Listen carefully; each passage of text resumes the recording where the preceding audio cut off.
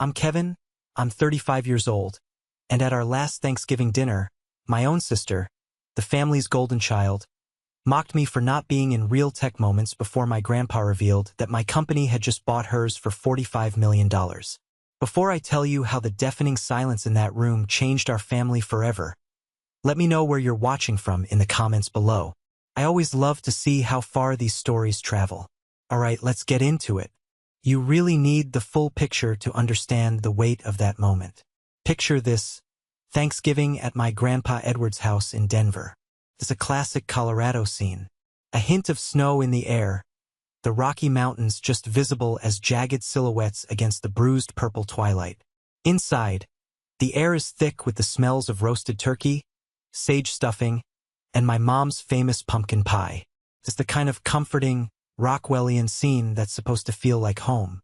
But for me, for as long as I can remember, it's always felt more like a stage. A beautifully decorated stage where I was a permanent, unpaid background actor in the long-running, critically acclaimed production of The Glorious Life of Gabrielle Walsh. My sister, Gabrielle, 4 years my senior, was the star, producer, and director of this show. She was the one who could do no wrong.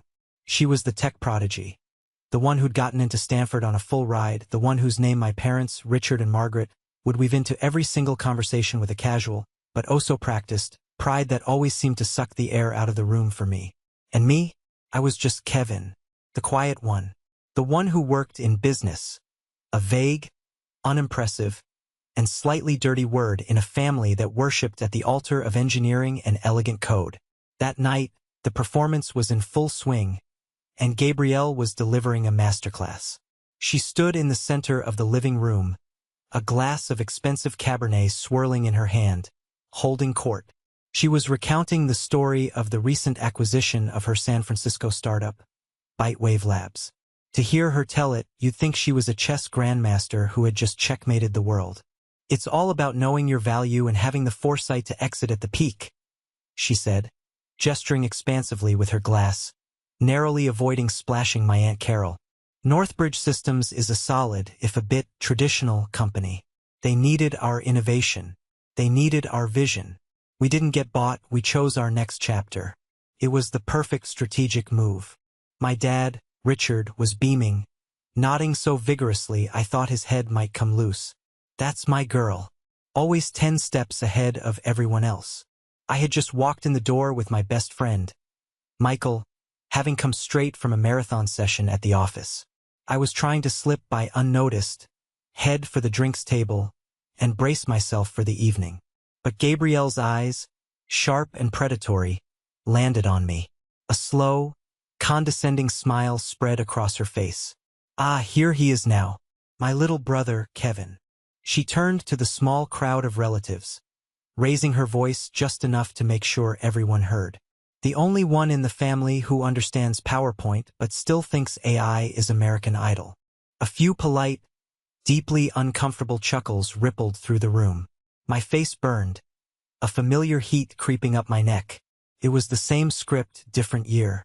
The same casual dismissal, the same flick of the wrist that brushed my entire career, my entire life, into a pile of irrelevant dust. I just stood there, my hands jammed in my pockets, my jaw tight, ready to endure it like I always did. But then, the entire rhythm of the play, a rhythm that had been set for 35 years, stuttered and broke. My grandpa, Edward, who had been sitting quietly in his worn leather armchair by the fire, slowly and deliberately set down his book. He was 80, a retired math professor with a mind still as sharp as a diamond cutter. He looked at Gabrielle over the top of his spectacles, his expression unreadable. That's an interesting take, Gabrielle, he said, his voice quiet but carrying a strange weight that cut through the chatter. You make it sound as if you held all the cards. Gabrielle laughed, a sound that was just a little too loud, a little too brittle. Well, Grandpa, in this case I did. It's called negotiation. You have to project strength. Grandpa's gaze didn't waver.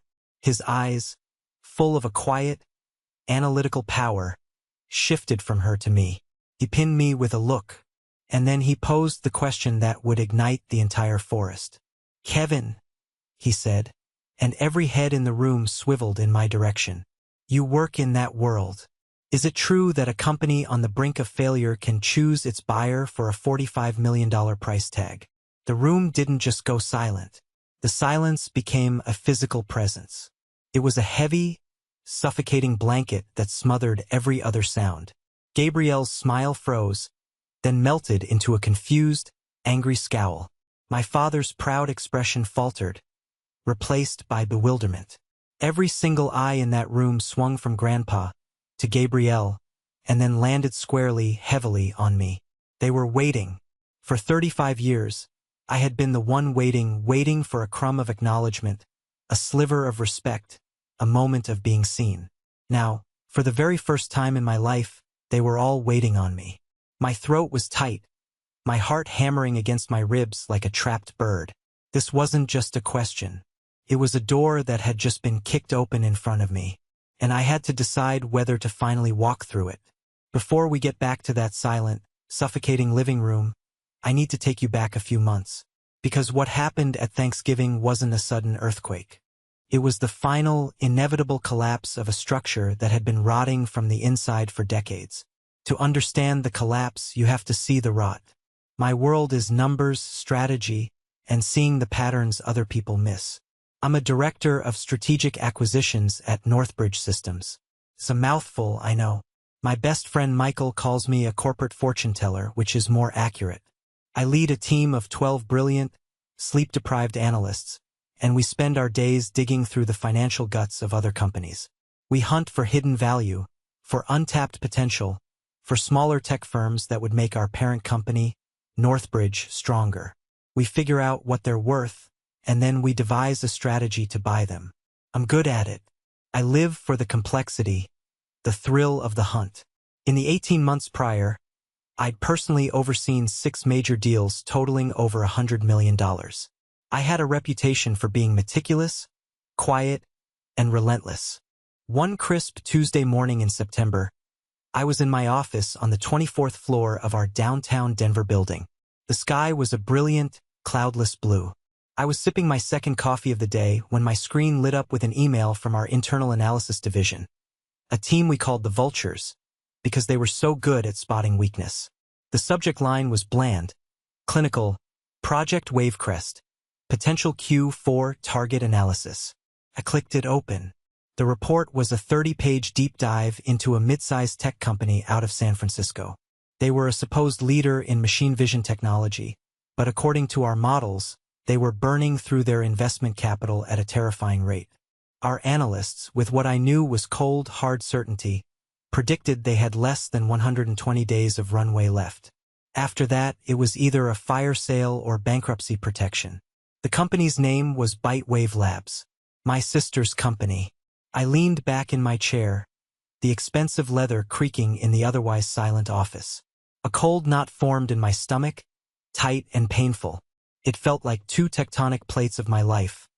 The professional world where I was respected and competent, and the personal world where I was an afterthought, were grinding against each other with enough force to tear me apart.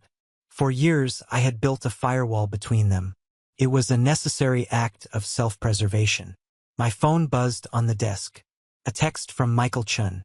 He sat 3 desks away from me, and he was the only person on the planet who knew the full, unedited, director's cut version of the Walsh family dynamic.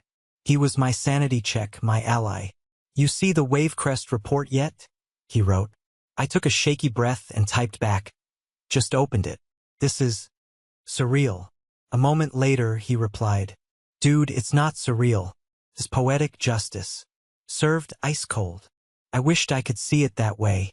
I wanted to feel that sense of righteous satisfaction. But all I felt was a familiar, hollow ache." The report talked about Bitewave's visionary CEO, Gabrielle Walsh, who had perhaps been too focused on innovation to mind the balance sheet. Visionary. That's what they always called her. Suddenly, I wasn't in my high-rise office anymore. The crisp PDF on my screen blurred, and I was 8 years old again, standing in the oil-stained, cluttered garage of our childhood home. My dad, Richard, a software engineer with a rigid, logical mind, was holding up a computer motherboard like it was the Shroud of Turin. My sister, Gabrielle, then 12, had just successfully assembled her first PC from a kit she'd gotten for her birthday. It was a big deal. "Look at this, Margaret!" my dad had boomed to my mom, his voice echoing off the concrete walls. "This is natural talent, an intuitive grasp of systems, a real engineer's mind right here." He beamed at Gabrielle, who soaked in the praise like a desert flower after a rainstorm. He hadn't even noticed the stack of carefully drawn graph papers on my little workbench just a few feet away. It was a business simulation game I had designed myself. It had complex rules for supply chains, marketing spend, demand curves, and even a mechanism for stock market crashes. I had spent a solid month on it, painstakingly working out the math. It was my proudest achievement, a world I had built from nothing but my own imagination. But in the bright, impressive glow of Gabrielle's humming computer screen, my little paper world, my world of strategy and value, was completely invisible. It was never overt cruelty. You couldn't point to a single moment and say, that was abuse. It was something more insidious. It was a quiet, constant, soul-crushing indifference to my world, and a loud, unending celebration of hers. At my high school graduation, my father was asked to give a toast. He stood up, raised his glass, and spoke for 5 full minutes about Gabrielle, who was already a sophomore at Stanford, and her brilliant future. He completely, utterly forgot to mention that I, the actual graduate, had just won a full academic scholarship to the University of Michigan's prestigious business school. It wasn't until my grandpa, God bless him, cleared his throat loudly and said from his seat, "And let's not forget Kevin's remarkable achievement today," that my dad, flustered, mumbled, "Oh, right, that too. Good job, son. That too." 2 words that summed up my entire existence in that family. I was an addendum, a footnote in the grand story of Gabrielle. The most painful memory, the one that still had the power to make my stomach clench, resurfaced as I stared at her name on the screen. It was 5 years ago at a 4th of July barbecue. I had just landed a highly competitive internship at a top-tier venture capital firm in Chicago. I was ecstatic, proud. I thought maybe this time they'll see. This was a world of high-stakes finance and technology. It bridged their world and mine. I told them the news while my dad was flipping burgers. My mom just nodded, a polite, vacant smile on her face, before turning back to Gabrielle. "So, Gabby, tell us more about this new blockchain project you're consulting on." Later, Gabrielle cornered me by the drinks cooler, a smirk playing on her lips. "Venture capital?" she'd said, her voice laced with a unique blend of pity and contempt. "Isn't that just like marketing for the companies that do the real work? You write slogans and make spreadsheets for things you don't actually understand, right?" The words hit me like a physical blow. Not because they were clever, but because they perfectly articulated my deepest, most secret fear. That they were right. That I was a fraud, a parasite on the world of real tech. The world where she was a reigning queen. That was the day Grandpa Edward pulled me aside. We walked to the end of the driveway, away from the cheerful chatter and the smell of gunpowder from the neighborhood fireworks. He put a heavy, comforting hand on my shoulder. His eyes, full of a wisdom I was only just beginning to understand, met mine. "Son," he said, his voice low and serious, "your father sees the world in black and white, in ones and zeros. He understands building a thing. He doesn't understand building value. They are not the same skill. Don't ever let him convince you that one is less than the other." He paused, looking back at the brightly lit house. "You don't have to be the loudest voice in the room to be heard. You just have to be the most prepared. And when the time comes, you must stand up. Not to show off, but to claim the space that has always rightfully been yours." His words became my North Star.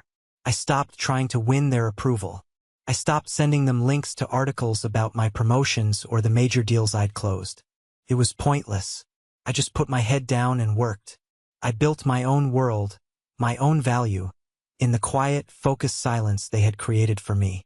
And now, after all these years, my world had just aimed a torpedo at hers. Back in my office, Michael came over and leaned against my doorframe, holding 2 cups of coffee. He handed one to me, So, what are you going to do? I have no idea, I said, rubbing my temples. This is a minefield. You have to recuse yourself, obviously, Michael said. It's a massive conflict of interest. Of course. It was the first rule of our business. You couldn't be involved in a deal where you had a personal connection. Could land you in serious legal trouble. My direct boss, Monica Reeves, was a sharp, no-nonsense executive vice president who valued results above all else. She had championed me, promoting me to director when I was just 32 years ahead of my peers. She trusted my instincts implicitly. I knew I had to tell her immediately. I walked the long, quiet hallway to her corner office. The glass walls looked out over the entire city.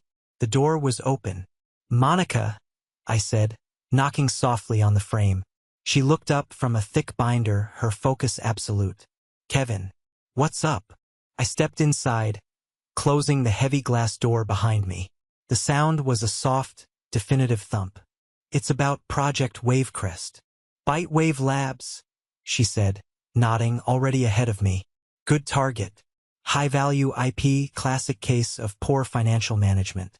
It's got your name written all over it. I want you to lead the strategic assessment on this one." I took a deep breath. That's the thing. I can't. Her brow furrowed, a tiny line appearing between her eyebrows.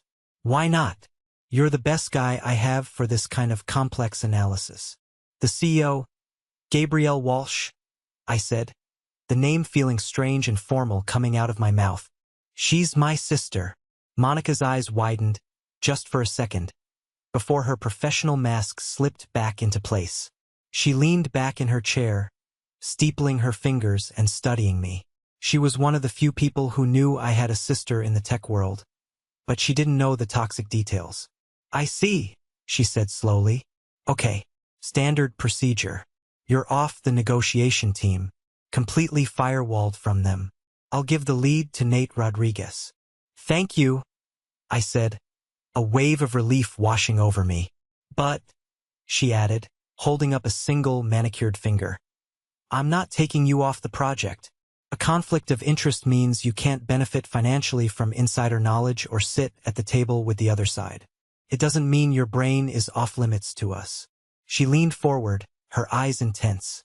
"Nobody knows the tech landscape in that specific sector better than you. And nobody, I suspect, knows the operational weaknesses and personal vanities of that specific CEO better than you. You won't talk to them. You won't be in the room. But you will lead the strategy from our side. You'll run the war room. You'll be Nate's ghost, his guide. You will tell him every move to make. Is that clear?" A surge of pure, unadulterated adrenaline shot through me. This was different. This wasn't about seeking revenge. This was about being valued for my unique, hard-won expertise. Monica wasn't asking me to use my personal connection. She was asking me to use the deep, analytical knowledge that had been forged in the very shadows my family had kept me in. I looked her straight in the eye. My voice was firm, steady, crystal clear. As I walked back to my desk, Grandpa's words echoed in my head, louder and clearer than ever before. "You must stand up, not to show off, but to claim the space that has always been yours." The space had just opened up. The board was set, and this time I was going to be one of the players. The next 6 weeks were a blur of takeout containers, late nights, and the relentless glow of computer screens. We officially set up a dedicated war room for Project Wavecrest. It wasn't as glamorous as it sounds. It was a sterile, windowless conference room on our floor, a room nobody else wanted. The air was perpetually stale, smelling faintly of dry erase markers and lukewarm coffee. The walls were covered floor to ceiling in whiteboards, which were soon layered with complex diagrams, financial models, and timelines. This was my new home. I was the ghost in the machine, the invisible hand guiding Northbridge's every move in a high-stakes corporate chess match. My team was assembled. There was Nate Rodriguez, of course. He was a solid, by-the-book negotiator, a guy who never got rattled. He'd be the public face, the one sitting across the table from my sister. Then there was my core team of analysts. Sarah, a brilliant junior lawyer from our M&A division with an almost terrifying attention to detail, and David, a quiet numbers guy who could make a balance sheet sing and confess its darkest secrets. And, of course, there was Michael, my confidant, who I brought in to act as my second-in-command and strategic sounding board. Our first order of business was to tear apart every piece of data we could legally and ethically obtain on Bitewave Labs. This went far beyond their polished public filings and press releases. We were digging into supply chain manifests, vendor payment histories, employee reviews on Glassdoor, and social media activity of key personnel. It was a forensic autopsy of a company that was still technically alive. The picture that emerged was grim. Far grimmer than even our initial Vulture report had suggested. They're not just burning cash, I told the team during one late-night session, pointing to a complex flowchart I'd drawn on the main whiteboard. The chart showed their cash flow, and it looked like a ski slope headed off a cliff. They're lighting pallets of it on fire to keep warm. Look at this. Their flagship product, the one they stake their whole reputation on, is built on a proprietary processing chip from a single supplier in Taiwan. A supplier with whom they have no long-term contract. David, the numbers guy, chimed in, his voice soft. I ran the numbers. If that supplier raises prices by even 15%, Bitewave's gross margin goes negative. If the supplier cuts them off, their entire manufacturing line grinds to a halt in less than a week. They have zero leverage. So we used that as a primary pressure point to drive the initial offer price down, Nate said, making a note on his legal pad. He was thinking about the negotiation table. Exactly, I said. But there's more. A lot more. We spent an entire afternoon listening to recordings of Gabrielle's quarterly investor calls. To the outside world, to my parents, she sounded like a genius. She used all the right buzzwords with flawless confidence. Synergy, scalability, disruptive innovation, paradigm shift. She painted a vivid picture of a company on the cusp of global domination. A tech darling that was changing the world. But my team and I weren't the audience. We were the backstage crew, and we could see that the entire set was made of cardboard and held together with duct tape. Okay, listen to this clip, I said, playing a section from her Q2 earnings call. An analyst from a big Wall Street firm was asking her about their enterprise sales pipeline. Our enterprise sales cycle is incredibly robust. Gabrielle's voice echoed in the sterile conference room, dripping with a confidence that bordered on arrogance. We're in very late-stage talks with several Fortune 500 companies. The demand for our platform is frankly unprecedented. I hit pause, the silence in the room deafening. Unprecedented, I repeated. Okay, now look at this. I pulled up a document on the main screen. It was an anonymized but verified customer relationship management report our data brokers had managed to get their hands on. It showed Bitewave's entire sales funnel for the last 6 months. Their late-stage talks consist of exactly 2 companies, I said, pointing to the screen, both of whom, you can see here, officially passed on a pilot program more than a month ago, citing prohibitive cost and lack of dedicated support. The demand isn't unprecedented. It's practically non-existent. She's not just being optimistic.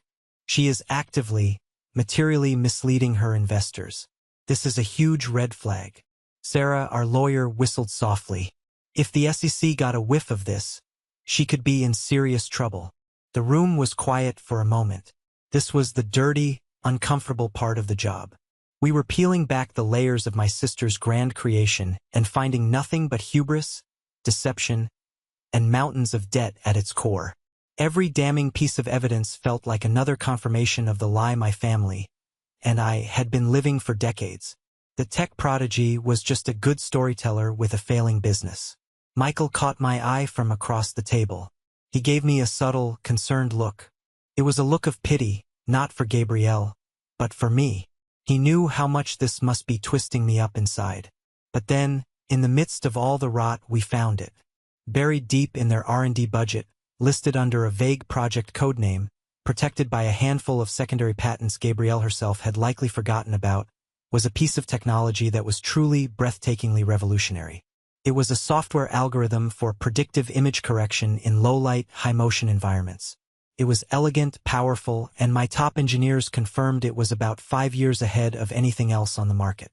It wasn't their main product, In fact, they weren't using it at all. It was a side project, a footnote in their own internal documents. But to me, looking at the raw potential, it was like finding a flawless diamond in a dumpster. "This is it," I said, my voice barely a whisper as I stared at the technical specifications. "This is the real value. My God. She doesn't even know what she has."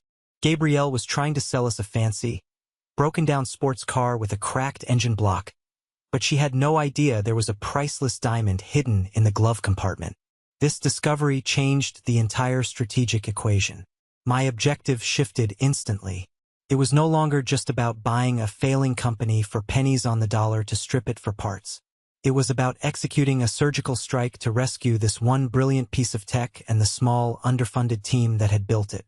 "Okay, new strategy," I announced to the room, my voice now firm and decisive. "Everything changes. We focus the public-facing negotiation on their failing main product line. We let them think that's all we care about. We will pick it apart, show them all the flaws we found, and make them feel like they're getting a generous deal for a sinking ship. But the real prize, the only thing that actually matters, is this algorithm. And we need to make sure we secure the 3-person engineering team that built it as part of the deal.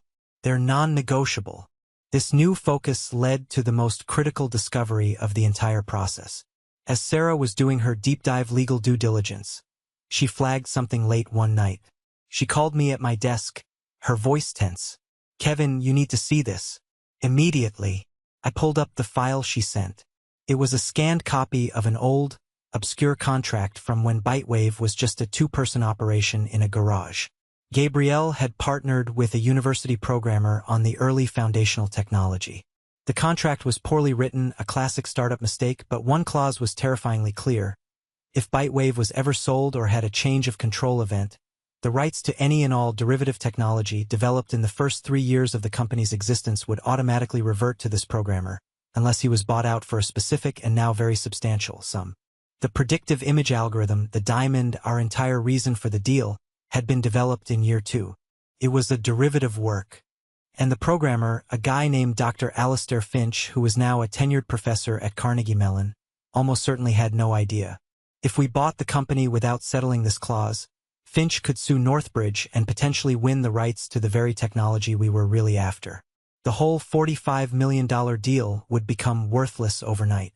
It was a poison pill hidden in the company's DNA.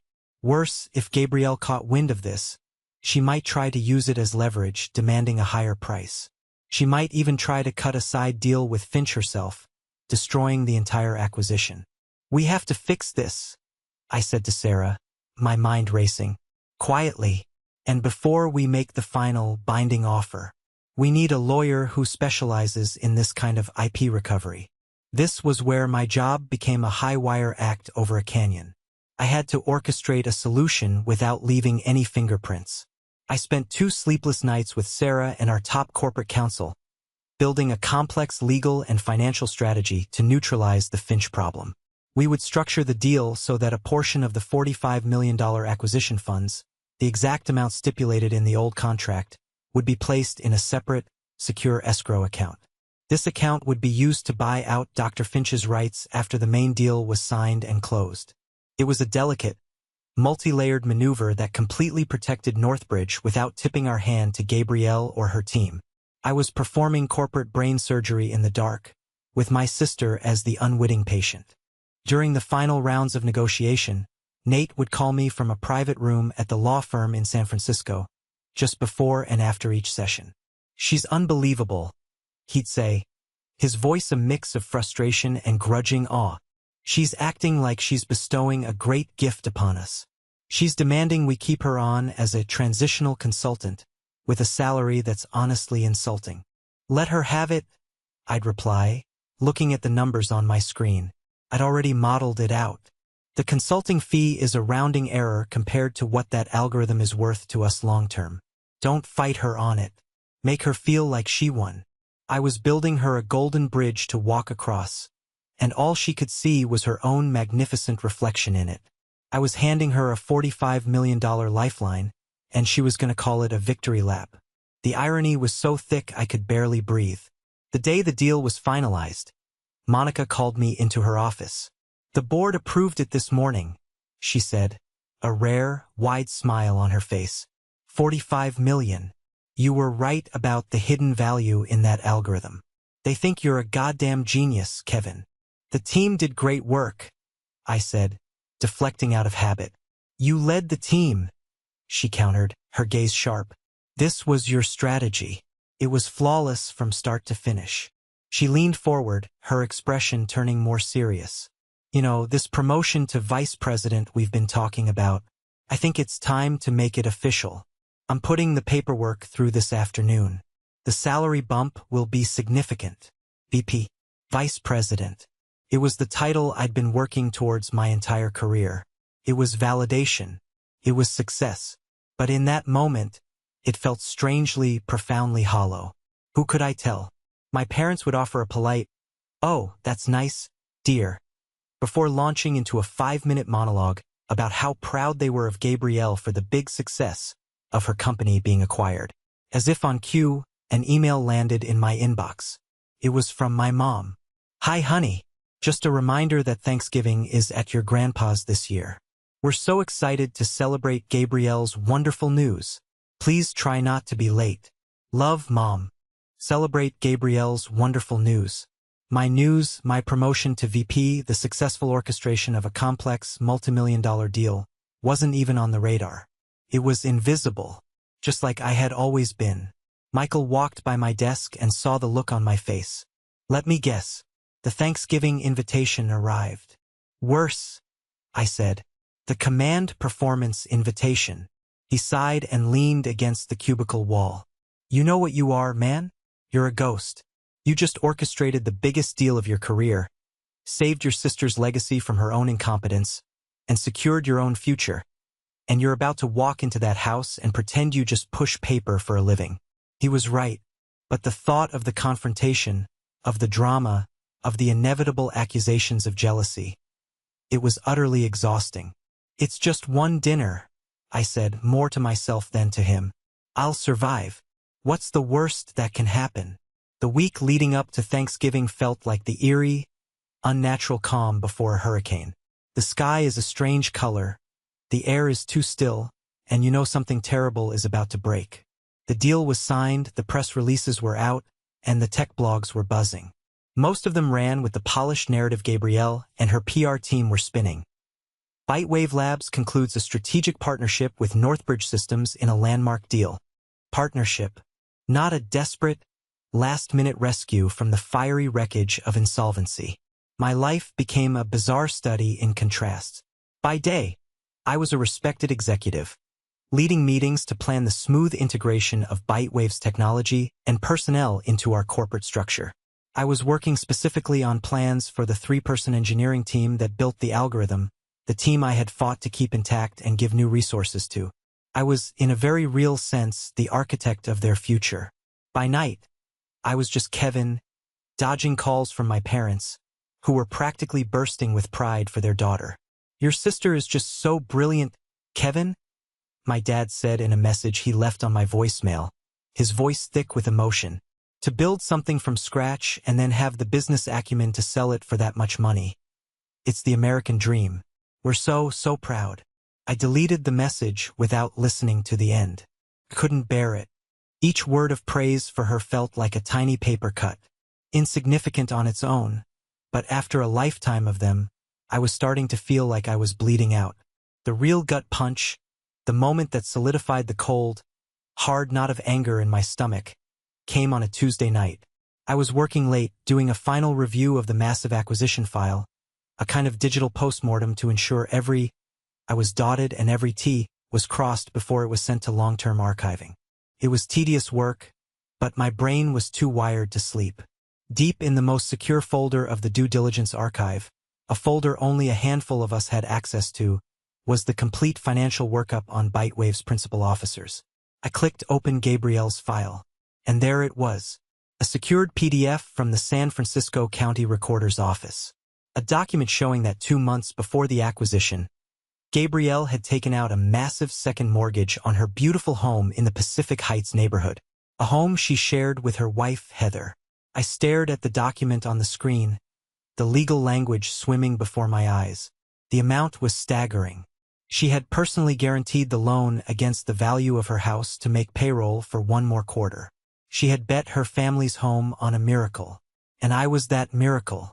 I closed the file, a wave of something cold and deeply unpleasant washing over me. It was a strange, toxic cocktail of pity and disgust. The breathtaking arrogance she projected to the world, to her own family, was a shield. It was a brittle piece of armor designed to hide the sheer, bone-deep terror of a gambler who had pushed all her chips into the middle of the table and was bluffing on a losing hand. I leaned back in my chair and thought of Heather. I'd only met her a handful of times at holiday gatherings. She was kind, a pediatrician, a grounded and gentle soul who seemed completely unaware of the toxic dynamics of the Walsh family. She just saw the brilliant, confident, successful woman Gabrielle pretended to be. What would happen when she found out the truth? That the foundation of their life together had been gambled away without her knowledge? Would their marriage survive a betrayal of trust that profound? The thought of a potential divorce, of lives being torn apart because of my sister's suffocating pride, made me feel physically sick. The next evening, I was having a beer with Michael at a quiet, dark bar near our office, the kind of place you go when you don't want to be seen. The jukebox was playing Old Tom Petty. "You're thinking about it, aren't you?" he said, stirring his drink with a plastic straw. "You've got that look." "I'm trying not to," I confessed, staring into the amber depths of my glass. "I found out she mortgaged her house, Mike, without telling her wife. She used it to keep the company afloat for another few months." Michael whistled softly, a low, impressed sound. "Wow, that's next-level desperation. That's not just business. That's personal." He took a long sip of his beer. "You know, you're in a truly impossible spot. If you say something at Thanksgiving, you're the bitter, jealous little brother trying to steal her thunder. If you say nothing, you let her keep lying to everyone, including her own wife, who has a right to know her entire life savings were on the line. There's no winning move," I said, the words feeling heavy and true. "It's like that scene in the movie War Games.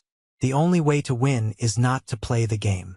"Maybe," Michael said, looking at me seriously over the rim of his glass. "Or maybe, after 35 years of being forced to play her game by her rules, it's finally your turn to play. You're not the 8-year-old kid with the paper game anymore, Kev. You're the guy who owns the whole damn casino. You get to decide the rules now. You get to decide when the game is over." His words stuck with me, echoing in my head for the next 2 days.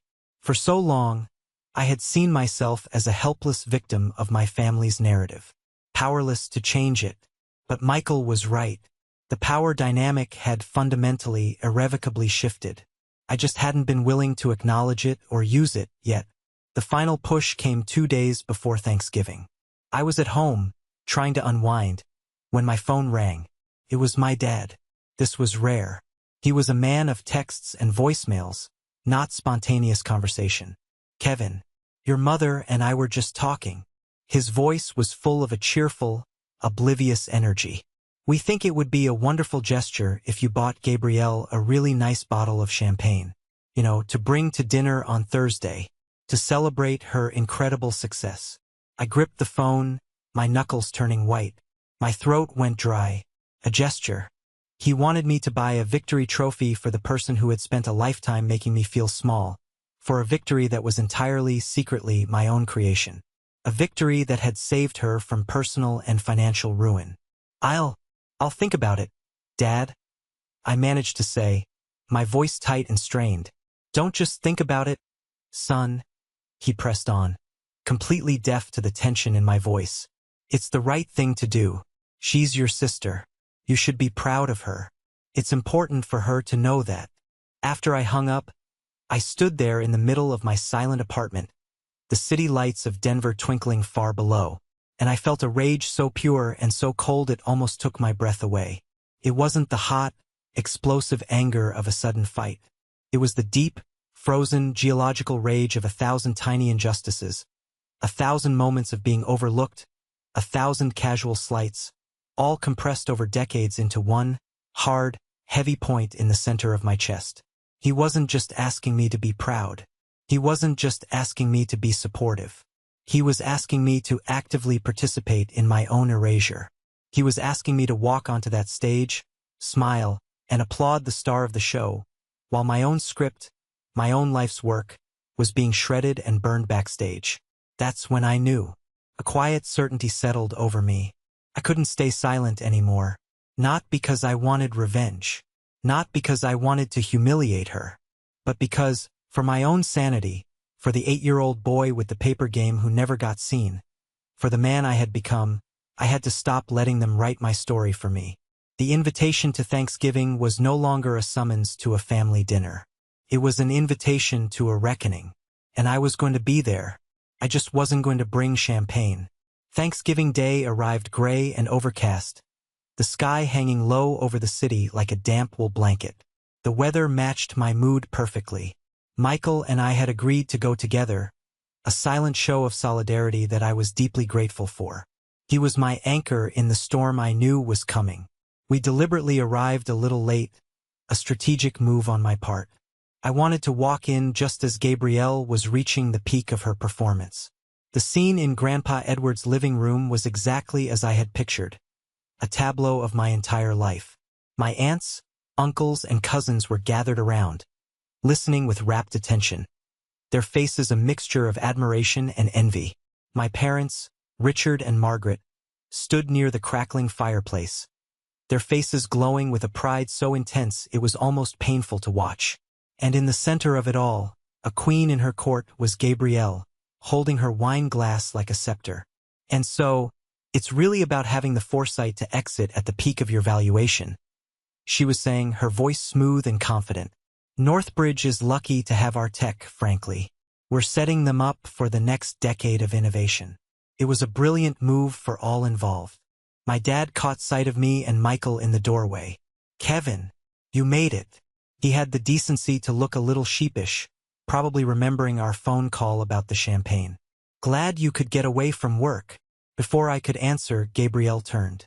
That familiar, condescending smile instantly appeared, the one that always made me feel like I was 10 years old again.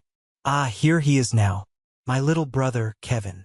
Her eyes swept over me, taking in my suit and tie, the visible evidence of a long day at the office, and dismissing them with a single glance. She turned to the room, her voice dripping with mock sympathy, a performance for the crowd. The only one in the family who understands PowerPoint but still thinks AI is American Idol. The laughter was polite, forced, but it still felt like a slap across the face. My jaw tightened. I felt Michael put a steadying hand on my shoulder for a brief second. A silent message. Stay calm. You got this. I took a deep, centering breath.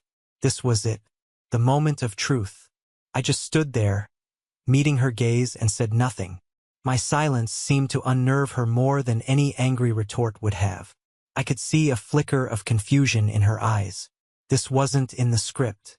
I was supposed to mumble a defense or just look down at my shoes. But it was my grandpa who broke the spell, who threw the script into the fire. He had been watching the entire exchange from his worn leather armchair, his expression unreadable. He slowly, deliberately, set down the history book he was reading on the small table beside him. The thud of the heavy book echoed in the suddenly quiet room. That's an interesting take, Gabrielle, he said, his voice calm but carrying an undeniable authority that commanded attention. He looked at her over the top of his reading glasses. You make it sound as if you held all the cards in this negotiation. Gabrielle laughed, a sound that was just a little too loud, a little too brittle. Well, Grandpa, in this case I did. It's called negotiation. You have to project strength to get what you want. Grandpa's gaze didn't waver. His eyes, the eyes of a mathematician who saw the world in proofs and logical conclusions, shifted from her to me. He pinned me with a look, and then he posed the question that would change everything, the question that wasn't a question at all, but a key, offered to me to unlock the prison of my lifelong silence. Kevin, he said, and every head in the room swiveled in my direction. You work in that world. Is it true that a company on the brink of failure can choose its buyer for a $45 million price tag? The silence that followed was absolute. It was a vacuum, sucking all the air and cheerful holiday spirit out of the room. It was so quiet I could hear the faint hum of the refrigerator from the kitchen. Gabrielle's confident smile faltered, replaced by a flicker of confusion, which quickly hardened into annoyance. "What's that supposed to mean?" she snapped, her glare shifting to Grandpa. "Bitewave was not on the brink of failure. That's ridiculous, wasn't it?" Grandpa asked softly, his eyes still on me, waiting. This was my cue. The door he had opened for me. No more hiding. No more enduring the casual cruelty. No more being the family ghost. Gabrielle turned her glare on me, her eyes narrowed. "What is he talking about, Kevin? Do you know anything about this?" Her tone was accusatory, as if I had somehow conspired with an old man to ruin her moment. "You don't know anything about my business." I took a slow breath, letting it out just as slowly. And then I spoke, my voice quiet but preternaturally clear, each word carefully chosen and aimed like a precision-guided missile. "Actually," I said, looking directly at her for the very first time, not as a little brother, not as an afterthought, but as an equal. "I know everything about your business." A confused murmur rippled through the room. My father took a half-step forward, his face a mask of angry confusion. "Kevin, what are you talking about? Stop being ridiculous and have some respect for your sister." I ignored him. I kept my eyes locked on Gabrielle's. "I know that Bitewave Labs was projected to be cash flow negative with a burn rate that would have put you into insolvency within 120 days. I know that your two biggest enterprise clients had already passed on renewing their contracts for the next fiscal year. I know that you had delayed payroll for your 53 employees twice in the last quarter." With every fact I stated, a little more color drained from her face. Her mask of smug superiority was cracking, crumbling piece by agonizing piece under the weight of cold, hard truth. "I also know," I continued, my voice steady, unforgiving, "about an old partnership contract with a Dr. Alistair Finch from your Carnegie Mellon days. A contract you probably forgot you ever signed. A poorly written clause in that contract gave him the reversionary rights to all derivative works if the company was ever sold. That includes your only truly valuable asset, the predictive image algorithm. A clause that, if we hadn't found it and fixed it, would have made your company's entire patent portfolio completely worthless." Gabrielle's wine glass trembled violently in her hand. She was staring at me, her mouth slightly agape, as if seeing a stranger for the very first time. My dad looked utterly bewildered, turning from me to her. "What is he saying, Gabby? This is nonsense, right? Tell him it's nonsense." "Is it?" I asked, finally turning my gaze to my father. "Is it nonsense?" I reached into the inner pocket of my suit jacket. I pulled out a slim, unassuming file folder, the original strategic assessment I had written for Monica, the genesis of the entire deal. I walked forward, past my stunned relatives, and placed it gently on the coffee table in front of them all. It landed with a soft, definitive thud that echoed like a gavel in the dead silence. "Northbridge Systems didn't just stumble upon Bitewave in a stroke of good luck," I said, my voice resonating in the still room. "The company was targeted. A company with valuable, deeply mismanaged assets and a desperate CEO was identified as a prime acquisition target." I paused, letting the full weight of my words sink in. I looked around the room at my stunned parents, my curious aunts and uncles, and finally back at my sister, whose face was now a mask of pure, unadulterated, ashen shock. Then I delivered the final, fatal blow. The person who wrote the initial report identifying the opportunity, the person who ran the strategic analysis from the war room, the person who designed the entire acquisition strategy and built the $45 million valuation from the ground up. I let the silence hang for one more beat. That person was me. If the silence before was heavy, this was a black hole. It was a total absence of sound, of movement, of breath. I could feel the collective shock of 20 people sucking the oxygen out of the air. My mother brought a hand to her mouth, her eyes wide with disbelief. My father stared at the folder on the table as if it were a venomous snake. his face slack-jawed.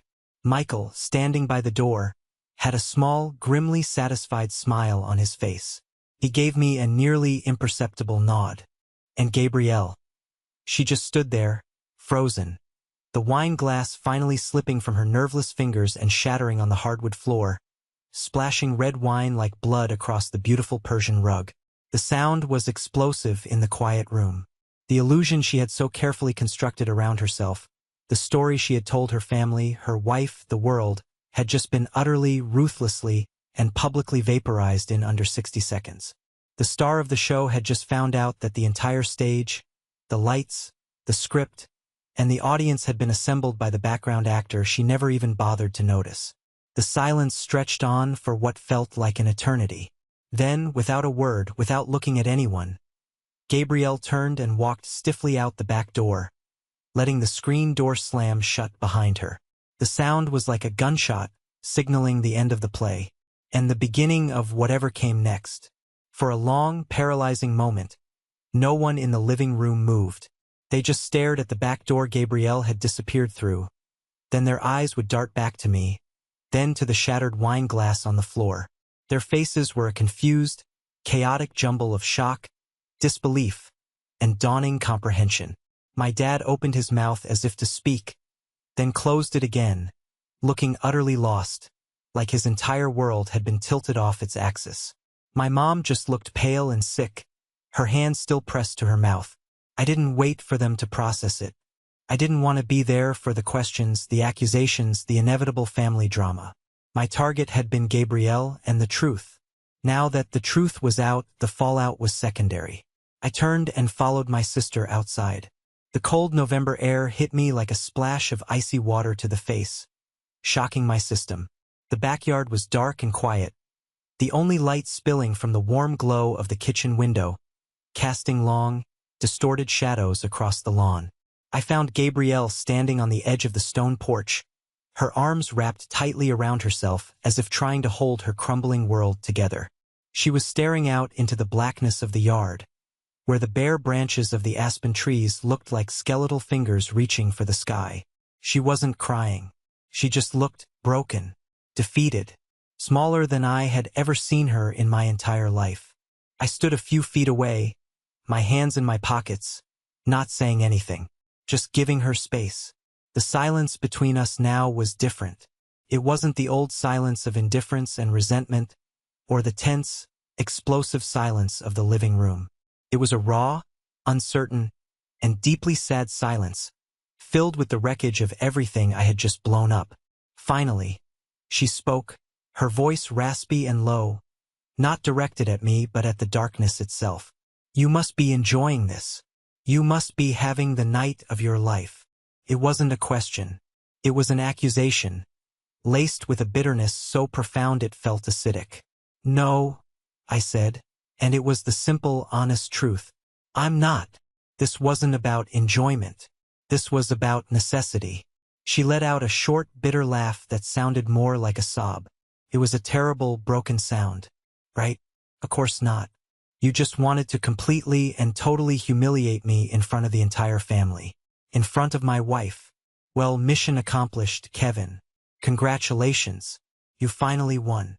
"This wasn't about winning," I said, stepping a little closer. The cold of the stone patio seeped through the soles of my dress shoes. "This was about the truth being told. For once, it had to come out, Gabrielle." She finally turned to look at me, her face pale in the dim light, her eyes glistening. The trademark arrogance was gone, completely stripped away, replaced by a raw, desperate vulnerability I had never seen in her before. It was like looking at a stranger. "The truth? You want to talk about the truth?" Her voice cracked, gaining a frantic edge. "The truth is I was drowning, okay? I've been drowning for over a year, and I couldn't tell anyone." Her composure finally shattered. "I mortgaged the house, Kevin," she whispered, the words tumbling out in a rush. "Our house. Heather doesn't know. Do you have any idea what that feels like? To wake up every single morning with this pit of ice in your stomach, so terrified you can barely breathe? To be terrified to open your email because you know there's going to be another warning from an investor, Another angry email from a supplier you can't pay. Another lawyer letter? She was crying now, silent tears tracking down her cheeks, catching the light from the kitchen window. The ridiculous consulting salary I demanded. It wasn't for me. It was the exact amount I needed to pay back the loan before Heather's parents asked about our finances. They want to set up a college fund for our future kid. A kid we've been trying to have for 2 years via IVF. It was all a house of cards, Kevin. And I was just trying to keep it from falling for one more day. I just needed one more day. I listened. I just stood there and listened. For the first time in my life, I wasn't listening to the golden child or the tech prodigy. I was listening to my sister. And for the first time, I think she was telling the absolute, unvarnished truth. I know, I said quietly. I saw the credit report. I saw the second mortgage. Her head snapped up, a flash of the old, defensive anger in her eyes. You saw. You were spying on me? You went through my personal finances. It's called due diligence. Gabrielle, I said, my voice gentle but firm. The voice I used at work to explain hard truths. It's what you do when you buy a company for $45 million. You look at everything. The good, the bad, and the ugly. She deflated, the last bit of fight going out of her. She turned back to stare into the yard, hugging herself tighter. So you knew all of it. The whole time you were sitting back, watching me posture and lie and make a complete fool of myself. You knew everything. Watching wasn't the point, I said, trying to make her understand. Saving the technology was the point. Saving the jobs of your 53 employees was the point. That algorithm you had buried in R&D. That's what this was all about. That's the diamond. You built something brilliant, Gabby. Truly brilliant. You just didn't know how to run the business around it. We stood in silence again. The frigid air between us was starting to change. The anger was dissipating, being replaced by a heavy, shared sadness. You made me feel small my whole life, she whispered, the accusation now sounding like a simple, tired statement of fact. And I let you, I replied, the admission tasting like rust in my mouth. That's on me. I stayed quiet. I let you and Dad and Mom define me by what I wasn't instead of what I was. But that ends tonight. I took a breath, the cold air stinging my lungs. I'm not that little boy standing next to your science fair project anymore, Gabrielle. I don't live in your shadow, and I don't need you to shrink for me to shine. There's enough sky for both of us. She looked at me, really looked at me then, and I saw a flicker of something new in her tear-filled eyes. It wasn't anger. It wasn't pity. It was a dawning, painful, and reluctant understanding. Acknowledgement. Just then, the screen door creaked open behind us. It was Heather, Gabrielle's wife. She was holding 2 heavy coats, her expression etched with a deep, fearful confusion. She had clearly heard some of what was said. Gabby? She said softly, her voice trembling slightly. What's going on? What did he mean about the house? Gabrielle flinched as if struck, turning away from both of us. The ultimate truth, the one that mattered more than any business deal or family drama, was now out in the open, hanging in the cold night air between them. Her greatest failure was about to confront her greatest love. I looked at Heather's worried face, then at my sister's shaking shoulders. This was their mountain to climb. My part in this was over. Without another word, I turned and walked back inside the warm, silent house, leaving them alone on the cold, dark porch under the immense weight of a new and much more painful truth. The reckoning was over. Now the rebuilding or the final collapse had to begin. The weeks after that cataclysmic Thanksgiving were strange. The family's normally boisterous group chat, a constant stream of my mom's cheerful updates and my dad's bad jokes, went completely silent. It was as if a bomb had gone off, and everyone was still hiding in their bunkers, afraid to see the new landscape. The old script had been publicly burned, and no one had been issued a new one. It was an awkward, uncomfortable piece, but frankly, it was 1,000 times better than the old, suffocating performance. The first sign of life, the first hint of a thaw in the ice, came 3 weeks later. It wasn't a phone call or a text. It was an email that landed in my inbox late on a Tuesday night. The sender was Gabrielle. The subject line just said, "Next steps." My heart hammered for a second. I braced myself for anything. A tirade, a legal threat, a final bitter sign-off. I clicked it open. The email was short, formal, and professional. It was a list of intelligent, well-thought-out questions about her new, contractually obligated role as a technical consultant at Northbridge. But at the very bottom, after her digital signature, were two simple sentences that I knew must have cost her every last ounce of her remaining pride. "Thank you for not letting the company die. I have a lot to learn." I read those words over and over again. It wasn't the sweeping apology some part of me might have fantasized about. It wasn't an admission of a lifetime of slights. But it was something more important, more real. It was an admission of fallibility. It was an acknowledgement. It was, in its own way, a demonstration of respect.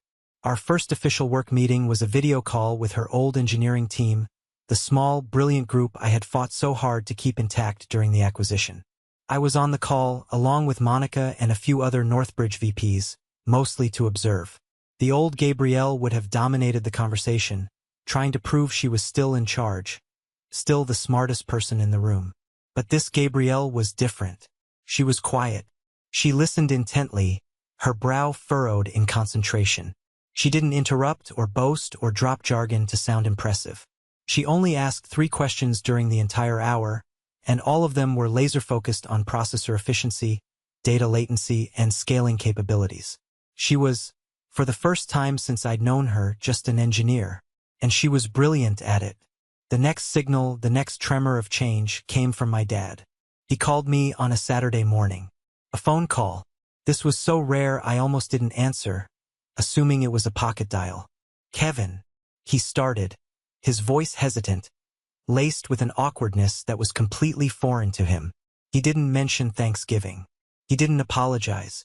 I knew he wasn't capable of that, not yet, maybe not ever. That would require a level of self-reflection he just didn't possess. Instead, he said, "So, that stock, Northbridge, has been doing well since the acquisition was announced. I was thinking of buying a few shares for my retirement account. What do you think?" It was clumsy. It was indirect. But it was the first time in my 35 years of life that my father had ever asked for my professional opinion about anything. It was his version of a white flag, a fumbling admission that my world, the world of finance and value, was real. A strange, unexpected lump formed in my throat. "I think that's a good idea, Dad," I said, my voice surprisingly steady. "I think it's a solid long-term investment. Their strategy division is making some very smart moves." My mom's olive branch was more public. A week after my dad's call, the family group chat blinked back to life. It was a message from her. "Hi everyone. Exciting news. Kevin is giving a keynote speech at a big tech conference in Austin next month. Who wants to plan a trip to go and cheer him on?" My phone immediately buzzed with a private text from Michael. It was a screenshot of my mom's message. Underneath it, he had written a single word: vindication. The biggest, most complex change, of course, was between me and Gabrielle. She flew to Denver for her first week of in-person work at the Northbridge headquarters. I saw her by the coffee machine on her first morning. She looked nervous, out of her element, like a queen who had abdicated her throne and was now trying to figure out how to live amongst the commoners. She saw me and gave a small, hesitant, almost shy smile. "Morning, boss," she said. The word boss sounded strange and ironic on her tongue, but she didn't say it with sarcasm. It was a statement of fact. "Hope I'm not late for my first team meeting." "You're right on time," I said, handing her a mug. "Welcome to Northbridge. Glad to have you." That afternoon, I had a previously scheduled meeting with Dr. James Parker, the Walsh family's longtime financial advisor and an old, trusted friend of my grandpa's. He was a shrewd, kind man in his late 70s who had managed our family's modest investments for decades. He'd requested the meeting, saying he wanted to discuss the new corporate landscape in light of the acquisition. We sat in a small, quiet cafe near my office. After some small talk about the weather and the stock market, he leaned forward, his eyes twinkling with a friendly mischief. "I have a confession to make, Kevin," he said, his voice low. "Your grandfather and I have spoken about you often over the years. He'd call me after every holiday, every family gathering, so frustrated he could barely speak. 'He doesn't see the boy, Jim,' he'd say about your father. 'He only sees the girl. He's blind to the real talent in front of him.'" I was floored. "You and Grandpa, you talked about this?" "Frequently," Dr. Parker said with a warm smile. "Edward saw your potential from the very beginning. He saw the mathematician's mind in you, the strategist. And frankly, so did I." He took a sip of his coffee. "This is highly confidential, of course, but for the last 5 years, every time my firm has invested in a venture that was being acquired, I'd have my analysts check one thing. If they saw that you were leading the strategic side for Northbridge, I would double my clients' positions. Your name on a deal file, my boy, has become my personal, secret tell for a sure thing." He patted my hand, his gesture paternal and kind. "I never invested a single dime in Bitewave, but I've made a small fortune for my clients and myself by betting on you. Your grandfather always said you were a racehorse waiting for the right track. I'm just glad you finally found it." His words hit me with the force of a physical blow, but a good one. It was the ultimate validation, coming from a source of unimpeachable, objective authority, completely removed from the messy, tangled emotions of my family. Someone else had seen me. Someone else had known my value all along. I wasn't crazy. I wasn't just a bitter little brother. I was good at what I did. A month later, my cousin Sarah, the one who always saw the injustice but never knew what to do about it, organized a small family dinner. Just my parents, Grandpa, Gabrielle, Heather, and me. It was quiet. It was awkward. But it was real. This time, when my dad asked me about my work, he listened to the answer, even asking a follow-up question. Heather and Gabrielle were sitting next to each other, and I saw them holding hands under the table. They were a silent team. They were working through it. Maybe a divorce was no longer on the table. There was a sense of a new foundation being laid, brick by painful, difficult brick. For the first time in my memory, I didn't feel invisible at my own family dinner. I felt present. I felt like Kevin. And for the first time, that felt like enough. A year can change everything, but it doesn't fix everything. Healing, I learned, isn't a destination. It's a process. We weren't a perfect family. We never would be. The scars from 35 years of dysfunction were too deep, too permanent. There were no grand, movie-style apologies or tearful group hugs. The healing came in quieter, more meaningful, and more realistic ways. At Christmas that year, my dad, after a couple of glasses of his favorite spiced eggnog, pulled me aside while I was looking at the lights on the tree. He didn't look me in the eye. He just stared into the fireplace, at the dancing flames. "You know," he started, his voice thick, "I wasn't fair to you, son. Growing up. I see that now. I was wrong." He cleared his throat. "I'm sorry." It was quiet and clumsy, and it was probably the hardest thing he'd ever had to say. But it was everything. At Northbridge, the integration of Bitwave's technology was a runaway success, even more so than my most optimistic models had predicted. The predictive algorithm I had spotted became the core of a new flagship product that was dominating the market. Our stock price soared, and as Monica had promised, I was officially promoted to Vice President of Strategy and Business Development. The new salary and responsibilities were life-changing, but what mattered more, what truly resonated deep in my bones, was the earned respect that came with it. I wasn't Gabrielle's little brother anymore. I was Kevin Walsh, the VP who had engineered the most profitable acquisition in the company's recent history. Gabrielle, surprisingly to some, found her footing. She thrived as a high-level principal engineer, freed from the crushing daily pressure of being a CEO. A few people in the industry had whispered that she'd leave Northbridge after a year to start something new, to chase that founder glory again. But she stayed. She told me once, during a late-night work session over cheap pizza, that she had come to value the stability, the collaboration. The freedom of just being able to do the work she loved without having to pretend she had all the answers. Our relationship found a new, strange, and fragile equilibrium. It wasn't the easy, joking friendship some siblings have. We had too much history for that. It was a deep professional respect that was slowly, cautiously, blooming into a tentative personal one. We learned we were a good team. Her technical genius combined with my market strategy was a powerful, formidable combination. We were better together than we had ever been apart. The final, quiet proof of this came one evening in the office. It was almost 9 p.m., and we were the only two left in our section, hunched over a massive whiteboard, trying to crack a complex problem for a new product launch. We were arguing, debating, pushing back on each other's ideas. It was intense, but it was a debate of equals. There was no condescension, no dismissiveness, just two sharp minds trying to find the best solution. Finally, after another hour, we hit upon it. A solution that was elegant, simple, and would work. We both stood back from the whiteboard, looking at the scribbled diagram of our creation. Gabrielle let out a long, tired breath and leaned against the wall. She turned to me, a small, genuine smile on her face. A smile I hadn't seen since we were little kids, before the world had told her she had to be the star. "Thanks, Kevin," she said. Just that. But it was enough. It was more than enough. As I look back on it all now, I realize that success, real success, isn't about the big, loud moments of victory.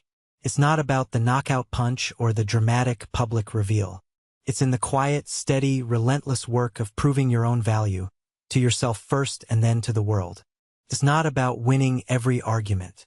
It's about earning your seat at the table, and then having the confidence to speak when you have something to say. True recognition isn't about suddenly being seen.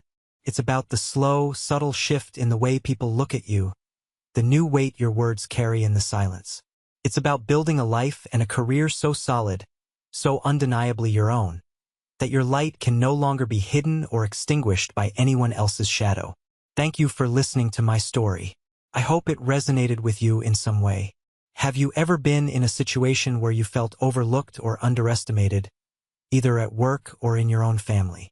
Share your story in the comments below. I read every one. And don't forget to like and subscribe so you don't miss what's coming next.